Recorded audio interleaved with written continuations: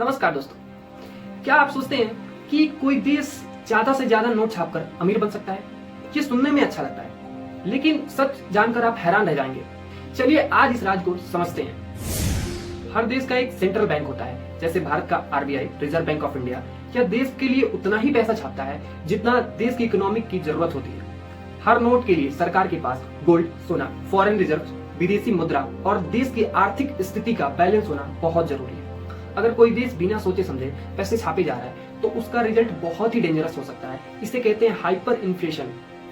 मान लीजिए हर कोई अमीर हो जाए, हर किसी के पास इतना पैसा आ जाए कि हर चीज खरीद सके, तो चीजों की कीमत आसमान छूने लगेगी। जो रोटी 10 रुपए में मिलती है वो 1000 रुपए में मिलेगी। लोगों की सैलरी तो बढ़ेगी लेकिन खरीदने की ताकत कम हो जाएगी। ऐसा वेनेजुएला और जिम्बाब्वे जैसे देशों में हो चुका है। पैसे की वैल्यू उसकी मात्रा से नहीं बल्कि उसकी बैंकिंग, गोल्ड, प्रोडक्शन और सर्विसेज से होती है।